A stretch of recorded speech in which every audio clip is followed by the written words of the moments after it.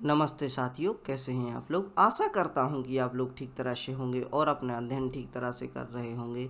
भारतीय राज्य व्यवस्था का यह 25वां व्याख्यान है और इसके अंतर्गत हम संवैधानिक एवं गैर संवैधानिक निकाय के बारे में समझने का प्रयास करेंगे। संवैधानिक निकाय व गैर संवैधानिक निकाय, यह जो टर्म्स हैं, यह बार बार हमारी पॉलिटी में आती हैं और आपको समझना चाहिए कि यह क्या है। आगे चल के आपको पॉलिटी पढ़ने में कन्फ्यूजन ना हो, इसलिए यहीं पर आपको संवैधानिक व गैर संवैधानिक निकाय को समझना है और इस व्याख्यान के माध्यम से आपको सारी क्लियरिटी आएगी कि क्या होते हैं ये, और आप समझ पाएंगे कि संवैधानिक निकाय क्या है।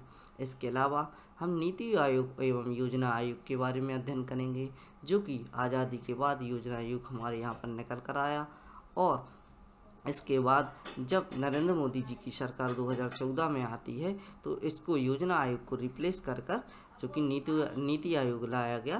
तो इसके बारे में भी हम अध्ययन करने का प्रयास करेंगे।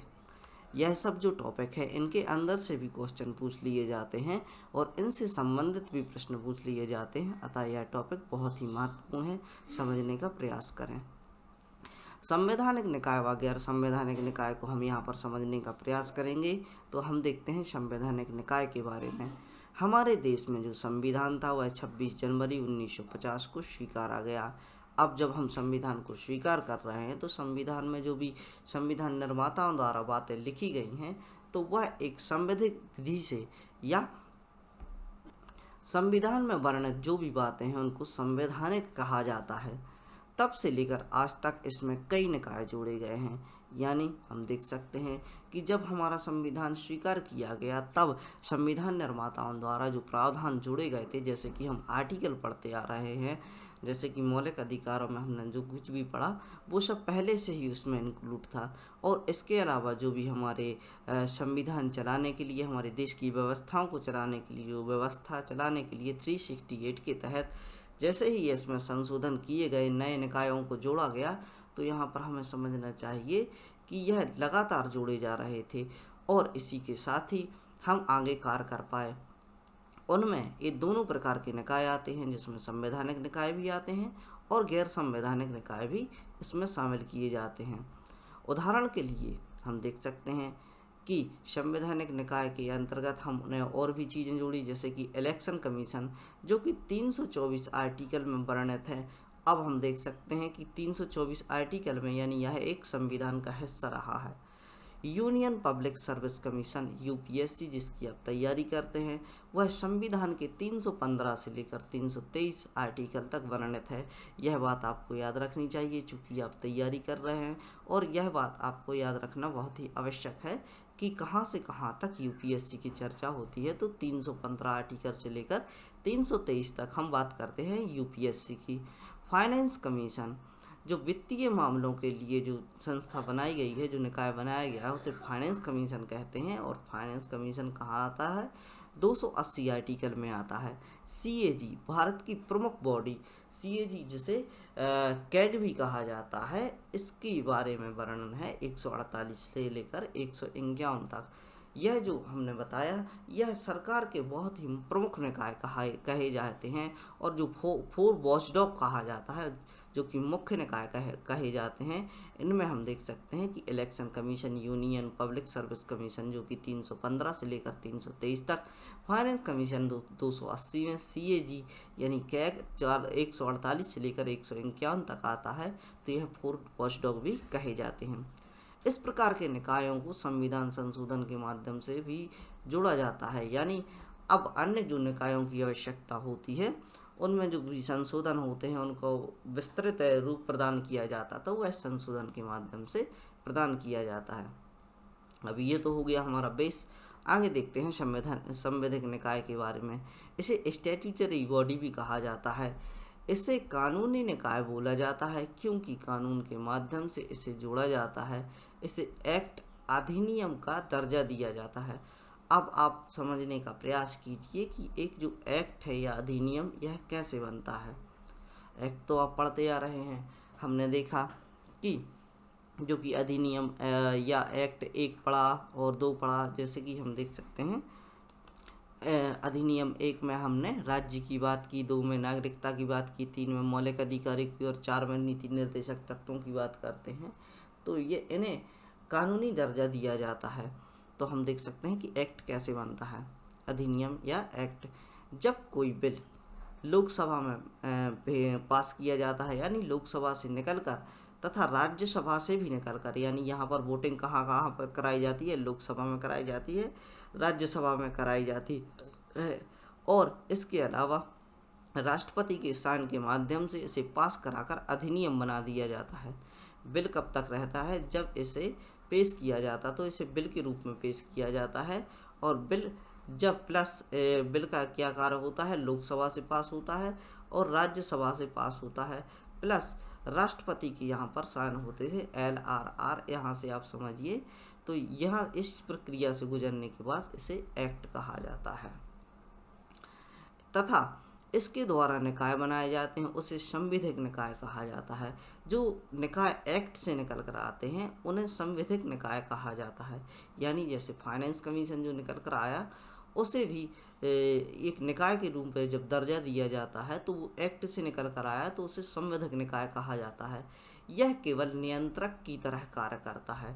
यानी अब हम देख सकते हैं, यहाँ पर एक आपको बात समझनी चाहिए कि जैसे कोई निकाय बन चुका है, मान लो UPSC है, तो UPSC भी एक निकाय है। यह एक बॉडी के रूप में कार्य करता है, जैसे कि वॉचडॉग है हमारा फाइनेंस कमीशन है, UPSC है, कैग है, यह एक ऑफिस की तरह कार्य करता है। तो इसे संविधिक निकाय कहा जाता है, चूँकि इसमें हम देख सकते हैं कि स्पष्ट रूप से हमें एक्ट दिखाई पड़ रहे हैं, और यह एक नियंत्रक की तरह कार्य करता है। इसे रेगुलेशन भी कहा जाता है। यानी यह जो बॉडी होती है वह जो कि संवैधानिक तौर पर रेगुलेट करने का कार्य करती है, नियंत्रक की तरह कार्य करती है, इसीलिए इसे संवैधानिक निकाय कहा जाता है। संवैधानिक निकाय द्वारा कानून नहीं बनाया जा सकता। अब यहाँ पर आप इस वर्डिट को समझने का प्रयास कीजिए कि यदि UPSC स्वयं चाहे, जो इसके आर्टिकल में वर्णित है, आर्टिकल हमने कहाँ से कहाँ तक पढ़ा UPSC के बारे में, 315 से लेकर 323 तक, और इसमें जो प्रावधान वर्णित हैं यह स्वयं से कोई संविधान या कोई कानून अलग से नहीं बना सकते। इसमें जो वर्णित है यह वहीं तक सीमित रहते हैं और वहीं पर कार्य करते हैं। तो हम देख सकते हैं कि जो बॉडी होती है उनको पावर्स नहीं होती कि वह नए कानून बनाए। इसकी पावर किसके पास होती है? वह होती है हमारी पार्लियामेंट के पास। उदाहरण के लिए लोकपाल और लोकायुक्त, यानी जो लोकपाल यहाँ पर बनाए गए उनके द्वारा जो यहाँ पर बॉडी है, ये स्वयं से कोई भी संशोधन नहीं कर सकते या कुछ भी इसमें कानूनों को जोड़ नहीं सकते। तो यह एक सेपरेट बॉडी बना दिए जाते हैं और यह रेगुलेशन का कार्य करते हैं। आगे देखते हैं, कार्यकारिणी निकाय, इसे एग्जीक्यूटिव बॉडी भी कहा जाता है। अब वैधानिक निकाय केवल केंद्र द्वारा बनाया जा सकता है। अब हमने संवैधानिक निकाय की बात की, तो वैधानिक या संवैधानिक निकाय बात एक ही होती है। तो वैधानिक जो निकाय होते हैं वह केवल केंद्र के द्वारा बनाए जाते हैं। इनको बनाने की पावर्स किसके पास होती है? सेंट्रल गवर्नमेंट के पास होती है। लेकिन जो कार्यकारिणी निकाय होते हैं, जहाँ पर हम कार्यकारिणी एग्जीक्यूटिव की बात कर रहे हैं, तो एग्जीक्यूटिव निकाय केंद्र व राज्य दोनों द्वारा बनाए जा सकते हैं। अब कार्यकारिणी निकाय क्या है? यह यहाँ पर ऑफिसर की बात हो रही है, ऑफिसर की बात हो रही है। तो यह जो ऑफिसर हैं, ऑफिसर तो केंद्र भी नियुक्त कर सकती है और राज्य भी नियुक्त कर सकती है, यानी केंद्र व राज्य दोनों ही इस प्रकार की बॉडी को बना सकते हैं। ऐसा इसलिए होता है क्योंकि संविधान पर कार्य करने व संशोधन का अधिकार केवल केंद्र के पास होता है। यानी जो वैधानिक तौर पर जो कार्य किए जाते हैं, जो संविधान में जो भी संशोधन है, परिवर्तन है, उसको करने का अधिकार केवल राज्य के पास, केंद्र के पास होता है। यदि आप खुद सोचें कि राज्यों के पास ऐसे पावर्स होते तो बहुत सारे संशोधन निकल कर आते। कोई भी राज्य सरकार आसानी से अपने यहाँ पर संविधान में संशोधन करने के लिए प्रस्ताव डालते रहते। यह सब हौच पौच ना हो, इसलिए यह विषय केंद्र के पास पहुँच गया है, दिया गया है। इन्हें गैर संवैधानिक निकाय इसलिए कहा जाता है क्योंकि यह पहले से संविधान में वर्णित नहीं है, अतः इन्हें अलग से निकाल कर लाया गया है और यह संविधान का हिस्सा नहीं थे। जैसे ही आप एग्जीक्यूटिव बॉडी को देखेंगे तो वह किसी आर्टिकल के अंतर्गत नहीं आते हैं। आगे देखते हैं, कार्यकारिणी निकाय या गैर संवैधानिक निकाय जिन्हें कहा जाता है, इसका उदाहरण है योजना आयोग।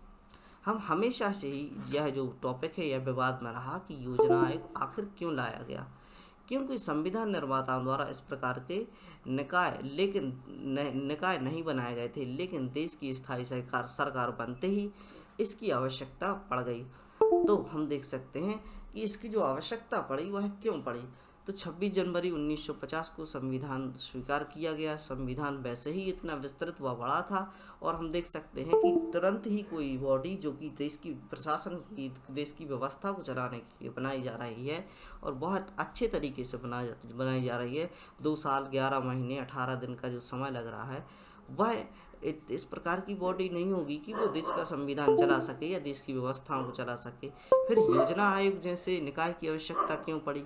15 मार्च 1950 को ही योजना आयोग की स्थापना की गई। यानी यहाँ पर आप समय देखिए कि 26 जनवरी 1950, फरवरी और मार्च 2 माह बाद भी 2 माह के बाद योजना आयोग लाया गया। अब इस टॉपिक से आपको समझ में आएगा, सरकार इसे संविधान का हिस्सा इसलिए नहीं बनाना चाहती थी ताकि योजना आयोग में यदि किसी सुधार की आवश्यकता होती है तो स्वयं सरकार कर सके।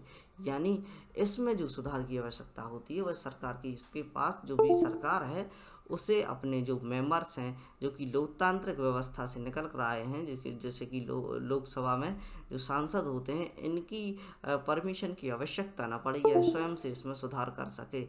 तो इसलिए इसे संविधान का हिस्सा नहीं बनाया गया। चूँकि हम देख सकते हैं कि पंडित जवाहरलाल नेहरू जो हमारे यहाँ के प्रधानमंत्री हुआ करते थे, तो यह भी संविधान सभा में बैठा करते थे। हमने देखा कि संविधान की जो प्रस्तावना है वह इन्हीं के द्वारा बोली गई थी। तो यहाँ पर हम देख सकते हैं कि जो यह योजना आयोग है, योजना आयोग को भी यह संविधान में डालने का बात कर सकते थे और आसानी से डाल भी दिया जाता। लेकिन यदि यह संविधान का हिस्सा बनता तो यह 368 के अंतर्गत आ जाता, यानी इसमें संशोधन की आवश्यकता होती। और संशोधन की आवश्यकता क्या होती है कि कोई भी सरकार सीधे तौर पर संवैधानिक विधि से किसी भी संशोधन को करने के लिए यहाँ पर उनको वोटिंग की ज़रूरत होती है। जब मेंबर ऑफ पार्लियामेंट यहाँ से वोटिंग करेंगे तभी उस चीज़ में सुधार होगा। लेकिन जो कि गैर संवैधानिक निकाय बना हुआ है, जो कि योजना आयोग बनाया गया था, उसमें यह स्वयं से इसको रेगुलेट कर सकते थे। आगे देखते हैं, कार्यकारिणी निकाय के बारे में और जानकारी प्राप्त करते हैं कि 2014 में भारतीय जनता पार्टी की जैसे ही सरकार बनती है तो कांग्रेस सरकार द्वारा जो कि 1950 में योजना आयोग बनाया गया था उसका अंत कर दिया जाता है और उसके स्थान पर नीति आयोग की स्थापना कर दी जाती है। नीति आयोग के बारे में थोड़ी सी जानकारी लेते हैं। यह योजना आयोग की तरह ही कार्यकारिणी निकाय है, यानी जिस प्रकार के कार्य योजना आयोग के द्वारा किए जाते थे तो उसी प्रकार के कार्य जो कि हमारा नीति आयोग है इसके द्वारा किए जाते हैं। और नीति आयोग के बारे में कहा जाता है यह टॉप टू बॉटम अप्रोच को लेकर चलता है, यानी नीचे के हर एक व्यक्ति की ज़रूरत को समझते हुए यह सलाह लेता है और आगे इस पर कार्य करने का प्रयास करता है। इसे किसी अधिनियम द्वारा नहीं बनाया गया, इसकी समस्त शक्तियां सरकार के पास ही होती हैं। यानी नीति आयोग जो कि एक बॉडी बनाई गई है और यहाँ पर हम देख सकते हैं कि इस बॉडी की रेगुलेशन का कार्य जो होता है वह सरकार के पास होता है। आगे देखते हैं। चलिए, यह जानकारी पूरी हुई और यहाँ से हमने समझा कि क्या होते हैं कार्यकारिणी निकाय, गैर संवैधानिक निकाय व संवैधानिक निकाय, और हमने समझने का प्रयास किया किस प्रकार यह लाए गए, किस प्रकार संविधान में इनको महत्व दिया जाता है। तो अब से जब भी आपके बारे में जैसे ही मैं एग्जीक्यूटिव निकाय की बात करूं तो आपको यहाँ से समझना चाहिए कि यह एक कार्यकारिणी निकाय कहा जाता है। और जैसे ही संवैधानिक निकाय यानी स्टैट्यूटरी बॉडी की बात करें तो वह एक संवैधानिक बॉडी है, संविधान से निकल कर आता है, वह आर्टिकल यूज किए जाते हैं। जैसे कि हमने जो अपने 4 वॉचडॉग पढ़े, यूपीएससी है, कैग है और फाइनेंस कमीशन है। तो यहाँ पर हमने समझा कि कौन से निकाय हैं वह गैर संवैधानिक निकाय, व कौन से निकाय हैं वह संवैधानिक निकाय कहलाते हैं। तो इस प्रकार की जानकारी के साथ आज का व्याख्यान समाप्त करते हैं। यह जो व्याख्यान है ऐसे बच्चों तक पहुंचाने का प्रयास कीजिए जो इस प्रकार की शिक्षा प्राप्त करना चाहते हैं। पढ़ते रहिए, खुश रहिए। जय हिंद, भारत माता की जय।